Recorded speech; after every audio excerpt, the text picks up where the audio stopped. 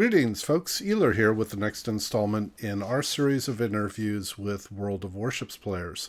The Warships community has had a few months to absorb the carrier gameplay changes, and since there continues to be significant dialogue on the topic, I thought it suitable we bring in an experienced carrier player to get their perspective. Today's guest has had his replays hosted on the channel a number of times. He is a skilled carrier player who has had good success under the previous real-time strategy mode and continues to have success under the new action-based mode. Since he also plays surface ships, we have an opportunity to explore both sides of the discussion. It is with great pleasure that I welcome World of Warships player USSClarkWGrizwold. Welcome, Clark. Thank you, Elar. Thanks for having me on your channel. Let's get started with your in-game name, USSClarkWGrizwold. How did you come up with this username, and what does it mean to you? I'm a Chevy Chase fan. You know, I'm a bit older. I remember some of his older comedies. You know, you remember Caddyshack, of course. The Vacation series to me was one of my favorite series, and I often play Christmas Vacation during the holidays. The Navy, as of late, likes to name their bees after uh, presidents and stuff like that. So I thought, well, let me create a name that is along those lines because this is an aircraft carrier account. So I came up with the USS Clark W. Griswold. Now, people will note that in the show, Griswold is spelled with an S, not a Z. I put the Z in on a play off my own name, which is, it's not Griswold, but it's pretty similar.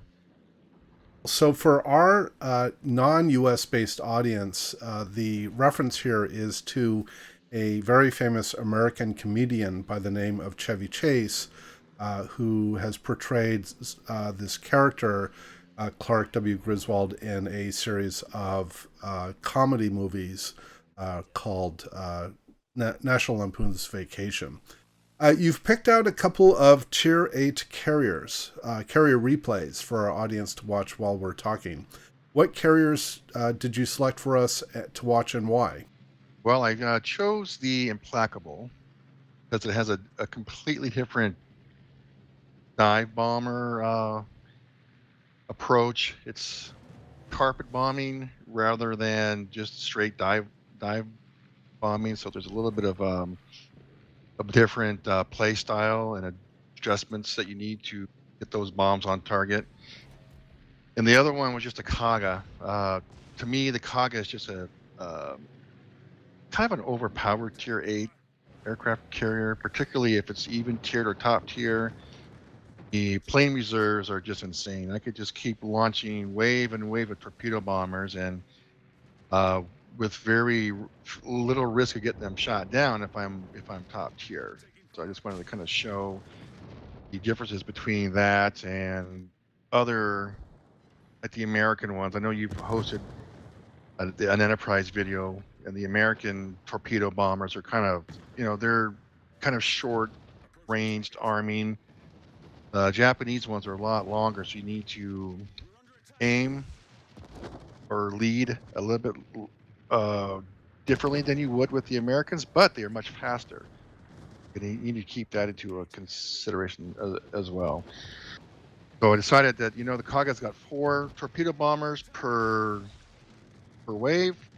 Let's not show how effective those are. Out of these replays, are there any particular events or activities that we should be looking out for, the audience should be looking out for? Well, in those particular videos, you're trying to look out. I want to show like the AA effectiveness when you get into a group of ships. Your planes aren't going to last, even if you're top tier. In addition, you want to look at your own positioning, your ship. It's very important that since they removed the RDF function from the aircraft carriers, that you need to keep tabs on where these destroyers are, because there are destroyer players that will throw the game in order to come down the side and down the back in order to try to sink you. So you have to be very, very aware of their last known locations that they have been spotted. So you can move around and start going opposite directions or try to mitigate them from coming back there and just showing up at 5.8 clicks away. Torpedoes coming at you because that's not fun. So let's get to your Warships experience. How and when did you get introduced to the game? And is there anybody in particular that you attribute to introducing you to the game? No, it's not really. I played a game called Lineage 2 since 2004, and that game became a wallet sink. Basically, you got to the point where it was a subscription-based service. Then it went to microtransactions, and then it get to the point where you had to open your wallet every month in order to stay competitive. So I decided to start looking for a new game, and I don't even recall when I saw an advertisement for it, but I decided to download it and play it. Now I had played tanks before, which I'd never really cared for, but I thought, well, let's try the World of Warships and see what it's all about. So I created my initial account in October of 2015. Then when I decided that I wanted to give aircraft carriers a go, I created the Clark account in early of 2017. You have in fact, that's actually a really good transition, which is what drew you to play carriers. And then I'm going to have a follow-on question around, your experience in terms of learning how to play carriers. So what originally drew you to play carriers to begin with? Well, I've always been interested in aircraft, even as a kid. My grandfather, when he got out of the service, went to work as an avionics engineer, helped develop the avionics for the F-14 Tomcat. And I remember as a kid going to Naval Air Station North Island in California to where he worked and seeing some of the equipment and stuff there. And then he would take me out to look at some of the airplanes, as close as we could get. And that was kind of just started me on my journey of involved with aircraft. I just enjoy them. As I grew up, I wanted to be a pilot in the Navy. Unfortunately, because of my family's financial situation, my father was, of course, he took off on us when we were young, so we never had opportunities to go into college, and I was able to accomplish some of the things I would need to in order to qualify to even try to be a pilot in the Navy. So as a side, just kind of keeping my love of aircraft going, I started, flying RC planes. And one of the planes that my friend and we both went in on this as a team project, is we had a fifth scale F-18 Hornet that was powered by a pair of JetCat turbines that we built, and those were actual real turbine powered planes, and it was great fun. But getting back into the computer side of it, I've always played simulators, and when it came time to get into the game, the aircraft carriers is just a natural draw for me to try to learn how to play them. Well, that's a very cool backstory. I guess I should then ask, how much practice did you need to get in to learn? Because you obviously playing as a carrier is dramatically different than playing as a surface ship.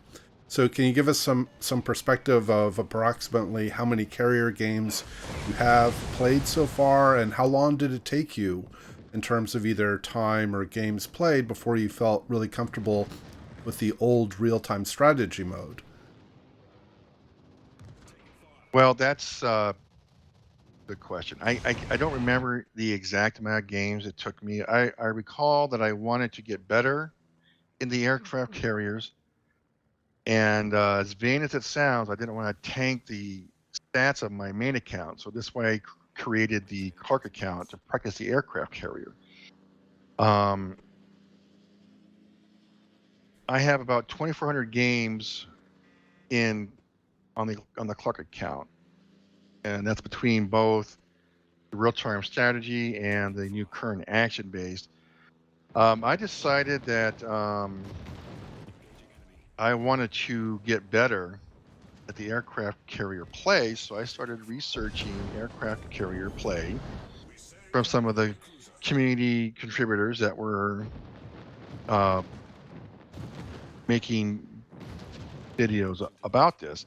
And one of the players that I found that spent considerable time and energy developing very detailed tutorials was Farazzelith, and he is regarded by many as one of the best CV players, RTS CV players that was in the game. So I studied his tutorials over and over and over again, and then went out and practiced, um, in co-op, some of the techniques that he was talking about. Some of the things I knew, some of the things I didn't know. So watching these videos became very enlightening in order for me to improve as a CV player. And I can't thank him enough for uh, really taking the time to make these tutorials, because that's something, in my opinion, that wargaming should have done themselves, or maybe linked information or something to him to show how to play these aircraft carriers. How long did it take you, or do you get a sense of how long it took you to get competent or similar level of competency with the gameplay mode, action-based mode, excuse me, that you saw with the real-time strategy mode? It took me several weeks to get acclimated to the new mode. I think partly because you're still trying to figure out the strategy and the tactical um, nuances of the new style. And in addition, the anti-aircraft fire was severely overpowered in those early stages, and Wargaming did some tweaks and improvements to try to balance these out between. So I would say it took a good solid month to probably start to see some sort of get me back up to the level that I was. I would say that I'm a solid CV player. I wouldn't say I was the best. Um, Even in the RTS, I would say I was above average. I'm saying above average probably in the action based. So for me, being an older person, old man, basically, as I call myself, I find it, I'm comfortable with where I'm at. A key objection to the real-time strategy mode was that carriers were perceived as potentially singularly dominant in a game, especially when there was an imbalance between the skills of the opposing carrier players. Because, at least partly because, not only could the skilled player execute very strong offensive strikes against surface ships, but they would also be able to very carefully execute attacks on opposing aircraft and or from the opposing carrier, and so they could shoot down opposing carrier planes with impunity if the other player was really unskilled.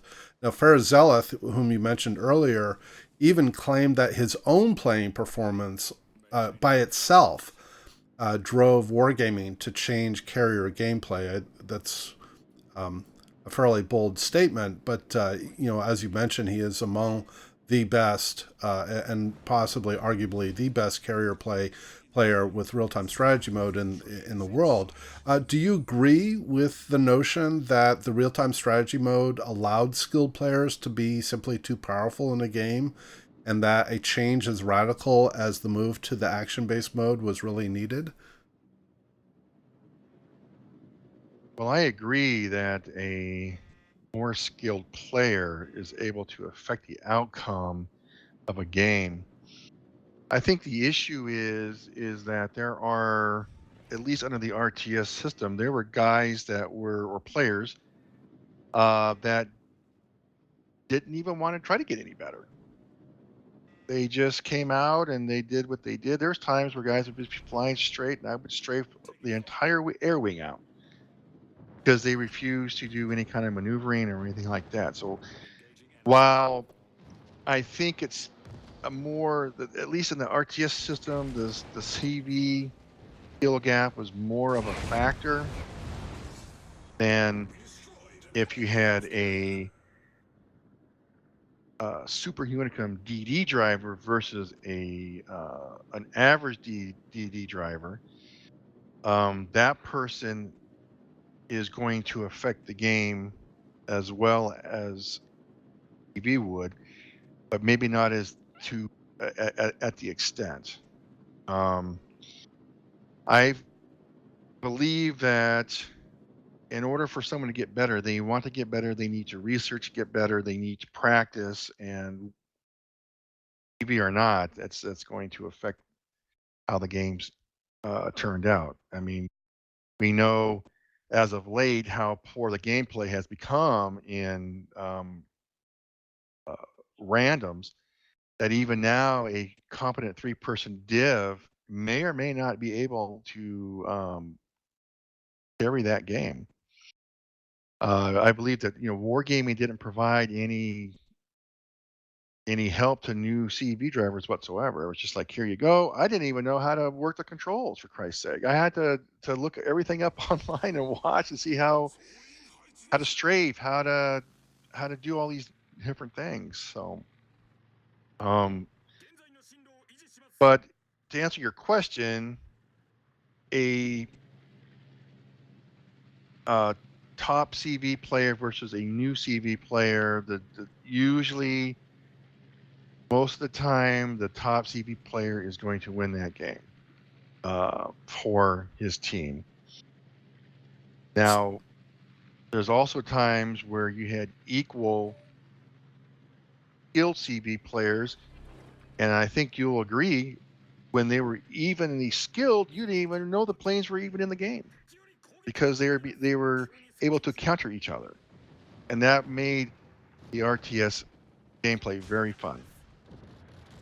Under action based, do you feel that even if there is a skill gap, do we still see an a significant sort of disproportion uh, of outcome or influence in the game, or do you feel like with the action based mode, the if even if there is a skill gap, the influence of the carrier player is less pronounced than it was under real time strategy? No, I don't. I feel that the action based has just there's still a skill gap between the action based. Just new people now are top players rather than the old RTS people that were. There's a few, like Farah. You had Papi de Pucci, I believe that's how you say his name. You had Bem, who was a CV main. I don't know if her RTS skills have translated over to um, the action base. I haven't really seen her play that on her stream very often. Now, Farah, for example, he just doesn't believe he's any good at this. So, what I think you see happening is that you'll have a skill gap. If I'm going up against a enemy CV, and I look at his, as you know, we often look at the matchmaking monitor, which is depressing sometimes. You'll see that for the most part, my damages are, 90, 100,000 average, 80 to 100,000 average damage. Now you compare that to a guy who's got a 20,000 average damage in the same aircraft carrier. That means that I'm going to be, on average, doing that much more damage. So the skill gap is still there. Well, I understand that the skilled carrier player will be able to affect a lot more damage and be much more successful against the surface ships than the unskilled player. The more skilled player, it seems, has less influence on the opposing carrier's ability to execute, even if they're relatively unskilled. Whereas I guess under the real time strategy mode, you basically just could completely shut down the opposing carrier player because he wouldn't even be able to get strikes in or get in very few. And now you don't have quite that level of influence. Is that a valid interpretation? Yes, it is a very valid interpretation. Currently, there is no CV versus CV interaction. I cannot counter enemy CV unless I happen to be at the very same place his planes are at. And if I even drop a fighter group, more often than not, they're able to at least get one strike in before my fighter group engages. What aspects of the action based mode do you feel are potentially superior or at least better balanced than under real time strategy? And we may have mentioned part of this in terms of the anti air influence through the fighter consumable, but are there other aspects that you feel like the action based mode is better or maybe at least better balancing the outcome, the influence of the games? Well, I think if you're talking about uh, balancing the game portion, I think that it's true now that we have an easier game style to play and kind of master, that the balance between the damages the CVs can do in the game are something that the action based has brought. As far as the overall, I don't think I find anything superior about the action based over the RTS style. I do like the idea of seeing the planes and the modeling and these kind of things, and having the sense that I am the pilot of that plane as I'm coming in to attack a ship, drop my payload. That part of it, I think, is kind of fun. But I would often do that under the RTS, where you could zoom into your squadrons, and I would be able to kind of view the models, the animations, the propellers, and the sounds, and then of course when it came time to attack, get back into the RTS mode and drop my payload. So in that kind of when you're looking at that viewpoint, where I feel like I'm actually doing it myself, I think that's probably the best part of the action base. Wargaming has stated that their goals have been to make the gameplay easier to pick up and to get more people playing. Since we clearly part of that goal in terms of getting more people to play, we see today because there are far more carriers in game since the rework than we saw before the rework, at least on the North America server. Do you seem to do agree to, or you do agree with the notion that the action based mode is easier to learn than the real time strategy mode? Oh yeah, I think it's a lot easier to learn because any competent person after a few weeks is going to kind of know how to lead um, with dive bombers and your rocket planes and your torpedo bombers. I mean, you can't just line directly straight up on a ship as it's sailing. drop it because ship's gonna move past your uh, torpedo path. So you have to learn how to lead, anticipate if they're going to be turning, and then kind of make some fine adjustments before you drop. And any person who's semi-competent is going to be able to figure that out in a week or two. That's why I think we're seeing more CV players and, quite frankly, a more balanced group of damage dealers. If you could pick one feature or mechanic from real-time strategy mode to restore under the action-based mode, what would that be? And what would you be willing to give up something significant under the action-based mode to get that capability, to get that capability that we had in real-time strategy mode? I think the one thing that I would bring back would be the ability to have CV versus CV interaction. And I mean meaningful interaction where I am not just coming out and dropping a fighter over a group of ships that I think that the CV is going to attack. And quite frankly, that fighter is very ineffective because A, it's completely telegraphed. The enemy CV can see where that fighter group is, and they could just avoid it.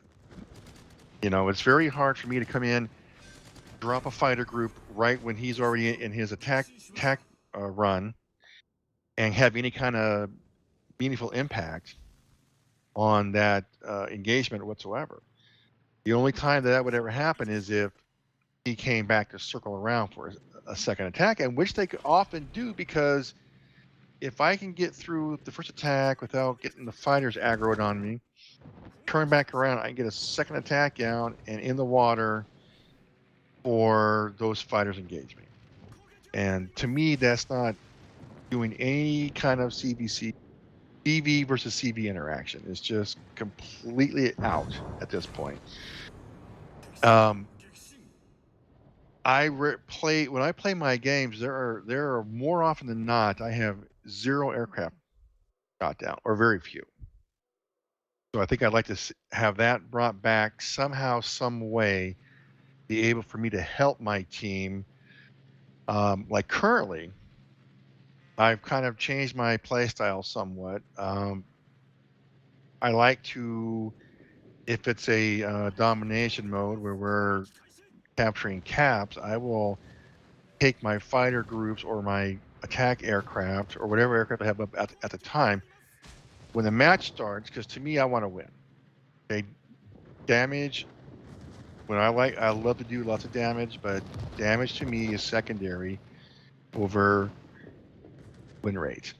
I want to have a good win rate. I want to um, be able to provide a destroyer or whatever is trying to cap fighter cover. So what I'll do is I'll often, you know, if I'm going to attack, I'll waste the first set of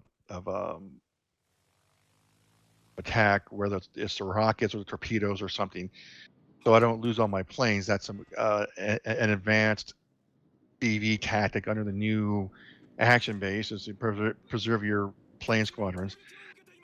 But I won't do that now. What I'll do is I'll just keep that full squadron over the cap if the DD is going into cap the whether it's A or whatever cap it is, and I will sit there and I'll drop a fighter for him. And I'll stay in the area and I'll wait. If I have to drop another fighter, I will, but I'll wait there until that is captured. And if he's contested, I will use my planes to chase off the enemy DD, which is usually the case. Get him out of the cap so that DD can make a capture and we can get out of there. And then I'll start worrying about, you know, fighting other stuff and getting some more damage in. As an experienced carrier player, what goes through your mind when you are playing surface ships in a game with carriers, and do you adjust your play, and how do you do that? Well, if I'm playing a DD, you have to adjust your play. There's been times where, as you know, um, the anti-aircraft for DD may go up to 5.8 clicks, and they start firing straight away. It's easier to attack a destroyer when you got a 5.8 click time to adjust and get your planes in on them. So you have to turn your anti-aircraft off and last minute to turn it on. If they're coming in on you and you're detected, then to turn it on. But some of the mistakes I see, I don't want to even call it a mistake. It's reactions. You're trying to turn away. You don't want to be attacked or shot at by not only the CV but any of the support ships that are around. But you know you gotta play it a lot smarter than just charging in and getting caught out by a CV somewhere. And then I think don't turn away. You always got to be turn your AA off, and it's something that you have to concentrate on. Because as soon as you're out of there, like most DDs, what 2.4, 2.8 protection by air, and keep your AA off, and you go into the attacking way, they have less chance to get lined up on you and get a really good strike in. We've been speaking with World of Warships player USSClarkWGrizwold about his experience in the game as well as the carrier rework. So, Clark, I want to thank you for joining us today and for your perspective and insight on the game. Thanks for having me. So thanks to our audience as well for watching and listening to this interview. If you would like to nominate someone for a future interview, please feel free to contact me via the email address that you can find under the About section of my YouTube channel. We hope you've enjoyed the replays and commentary. Please do leave your comments below. And as always, we hope to see you out there, and we wish you happy sailing.